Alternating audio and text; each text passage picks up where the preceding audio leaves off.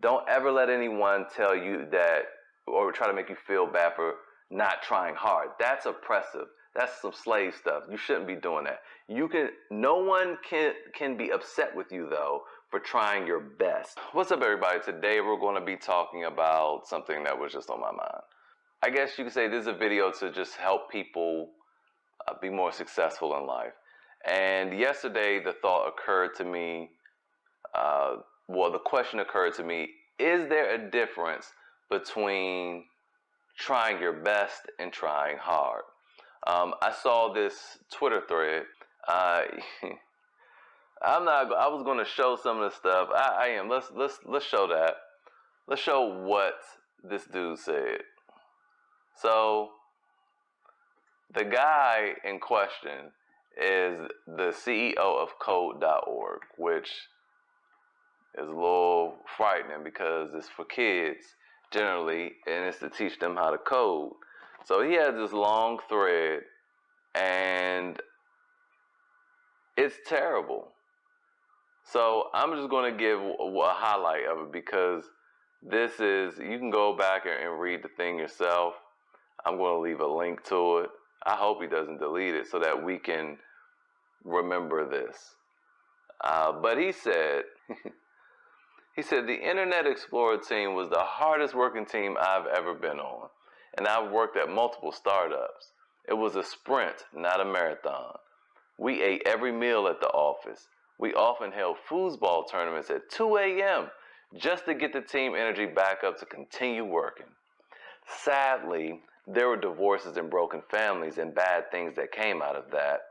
But I also learned that even at a 20,000 person company, you can get a team of 100 people to work like their lives depended on it.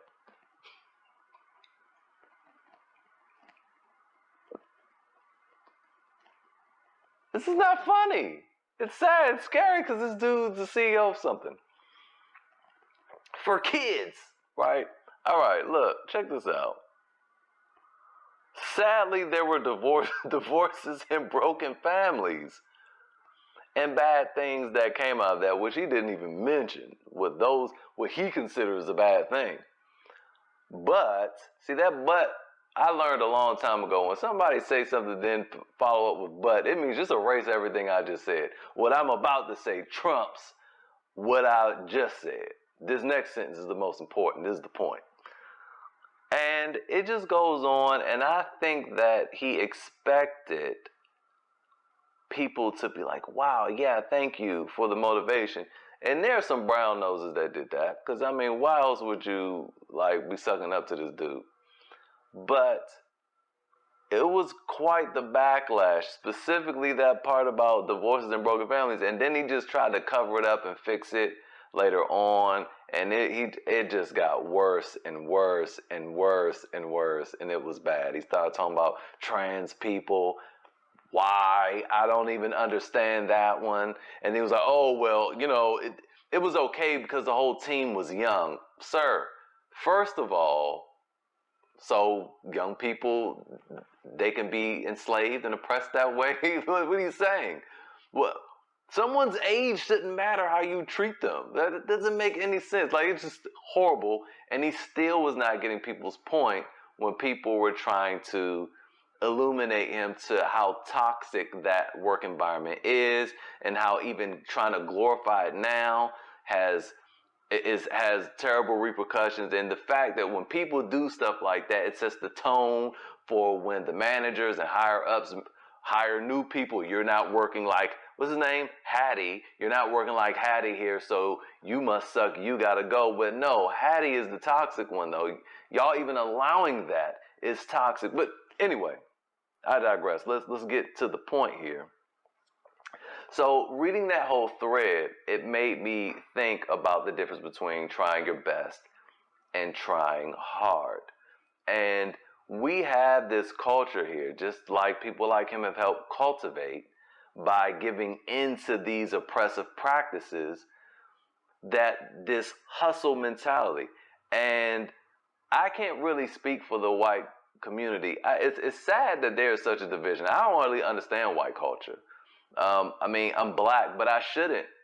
I should be able to understand that. I went to very diverse high schools. I went to an all-white elementary school. I mean, most of my schooling was, I mean, we factor in college, it was 50-50. It was 50% white, 50% black. And I still don't really understand the white culture. I understand the black culture though.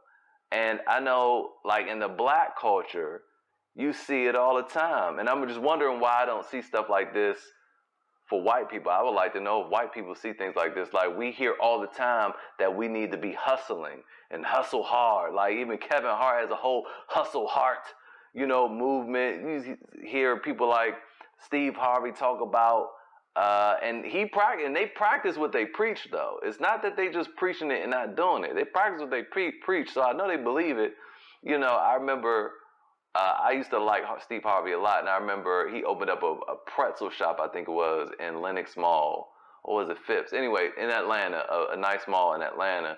And he went in there and he was talking to the employees, and he was telling these two dudes, if they wanted to make more money, basically, you just need to work more. Like, basically tell them, work harder, work more. And Steve Harvey, at a time, he had like 5 jobs. And it's like, bruh, you only got 24 hours in a day. Like, that's impossible. You can't keep that up. That's not healthy. It's toxic.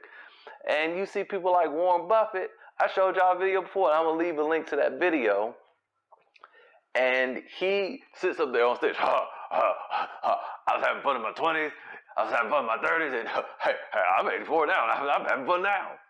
And why is that? It was because he did what he loved. So, yeah, it just felt like him having fun. Because the thing about being successful is it is a marathon. I don't know what he told us. It's a sprint. Sir, to make Internet Explorer, like, nobody uses that. I remember that meme was talking about the Chrome, and it had, it was like a big machine gun. And then, you had Firefox, and it was like a AK-47. And then you had, I don't even remember what the other one was. I think it was Safari, and it was like a pistol. And then it was the Internet Explorer. It was a pistol, but the barrel was pointed back at your face. Like, that is what it's like to use that. And this dude is like gushing over that. It is just the most ridiculous thing ever.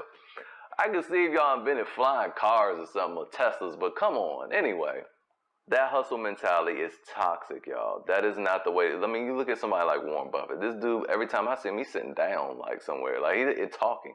He just did something he liked. And sometimes, yes, if you're not interested in that thing that someone else do, you might look at that and be like, man, this dude works hard. But in his mind, he's having fun. This is why it's important to do what you love, because it is a marathon. As well, I was about to say earlier, it is a marathon. It's sometimes people, can make it rich and make it big quick, but in most cases, it takes time, and that's why you have to do something that you love, because you'll enjoy the process and you'll stick with it. If you're out here trying to get short money, quick money, you're gonna fail. Okay, 9 times out of 10, you're gonna fail. But people out here still trying to, well, that was 1 out of 10. I might be able to, but if you just stick with something that you enjoy, it'll be successful. Like, me and my wife have a bunch of things we could be doing. Like, we have some body butter that I invented in 2012 that get rid of eczema, completely cures eczema, because her and the kids had it. And, I made some stuff. I said, it's this toxic stuff we put in our skin. I study biology and all that, and chemistry. I'm an engineer at heart, is what I do. Finance, only because I thought that could just fund my engineering endeavors. But I engineered this an all-natural body butter, and it gets rid of eczema. But we don't feel like cooking that. Like, it takes a long time to make and process and let it cure. It takes probably like 3 to 4 weeks just to make a little container. So I don't want to do that. I mean, I'd love to help y'all that suffer from it, but I don't want to do that. So you can't be out here doing things you don't love. We also have this real nice hair oil that doesn't take as long to make, but I don't even feel like making the labels for that. Like, I don't want to do that. I don't really have an interest in it, but we could get rich from it though. So you got to just be true to you. I like making these videos, talking to y'all, practical advice. that can help change your life. You know, telling you things like how to get cheap internet and all that. So, anyway, there's a difference between trying your best and trying hard. I know I'm just dragging this out, but you don't want to try hard. Don't ever let anyone tell you that or try to make you feel bad for not trying hard. That's oppressive. That's some slave stuff. You shouldn't be doing that. No one can be upset with you though for trying your best. Like that's all I ask of my kids. That's all I ask of myself. You know, my wife just does it. I don't ask it of her. But my kids, myself, just try your best. I mean, nobody can be upset with you. Like I can't believe, and again, in the black community, I don't know white culture. Only what I see on TV, which is so terrible. But I can't believe that it's families, it's parents in our community that put kids out because they don't make money. Not because they're not trying their best, but just because they don't make money. They make it all about money instead of them having a fulfilling life and trying their best. The other thing, there's a difference between trying and trying your best too. Like, my kids act like they try sometimes. It's like, well, especially, y'all know, when kids lose things and they ask the parents where it is, like we play with your toy cars or something. I don't know what the car's at. Go look for it. I tried. This was not trying. I looked for it. No, go search, go seek, go look under stuff and, you know, retrace your steps. That's not trying. I mean, well, it's trying, but you didn't try your best. Go try your best. And if I see you trying your best, then I might help you look for it. But I don't help my kids. They just trying. They need to try their best, but I don't want them to try hard. Like, don't not eat your dinner because you're still looking for that toy car. You get what I'm saying? Hopefully that made sense. Anyway, I'm stopping it here because I feel like this video is long.